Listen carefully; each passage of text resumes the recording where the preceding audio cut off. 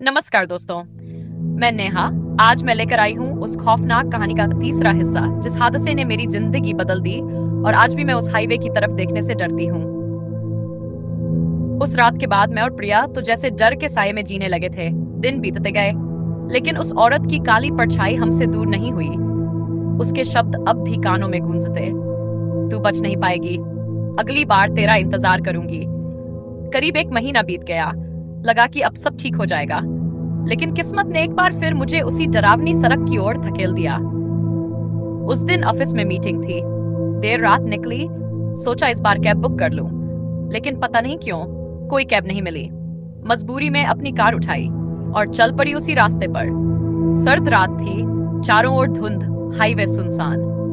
मैंने खुद को समझाया, डरने की जरूरत नहीं है, सब ठीक है।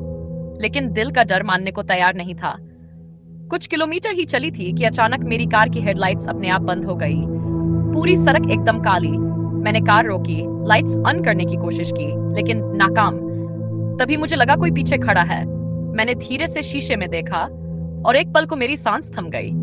पीछे वही बूढ़ी औरत खड़ी थी, सफेद साड़ी में, सिर झुका हुआ, और वो धीरे धीरे कार के पास आ रही थी।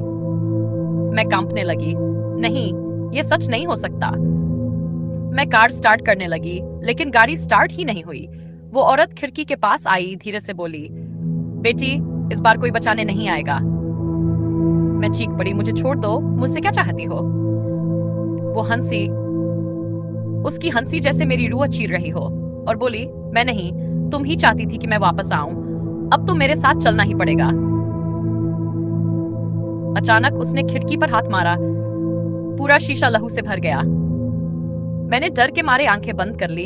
तभी एक झटका लगा और मेरी कार अपने आप स्टार्ट हो गई। इन्हें बिना देखे एक्सीलरेटर दबा दिया, लेकिन वो औरत कार के सामने आ गई और मैंने उसे जोर से टक्कर मार दी। कार कुछ दूर जाकर रुक गई।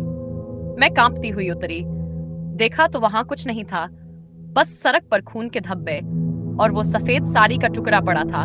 मेरी सांसें रुकने लगी। तभी पीछे से आवाज आई, भाग क्यों रही है बेटी? अब तो हमेशा के लिए तेरी हो गई हूं। मैं चीखी और किसी तरह वहां से भाग निकली। सीधे मंदिर पहुंची और पंडित जी को सब कुछ बताया। पंडित जी बोले, बेटी, वो आत्मा अब तुझसे बन चुकी है। उसने तुझे चुन लिया है। अब या तो उसका अंत करना होगा या फिर तुझे उसकी आखिरी सवारी बनना होगा।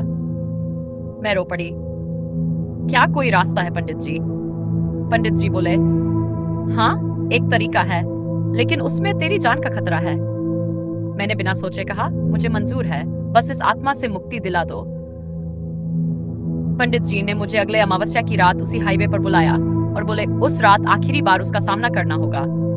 उसके बाद या तो तू बचेगी या वो। दोस्तों, अब अगला भाग, जहां मैं उस आत्मा से आखिरी बार टकराई, जानने के लिए सुनते रहिए। अगले एपिसोड में बताऊंगी क्या हुआ उस अमावस्या की रात। तब तक के लिए बाय बाय, टेक केयर।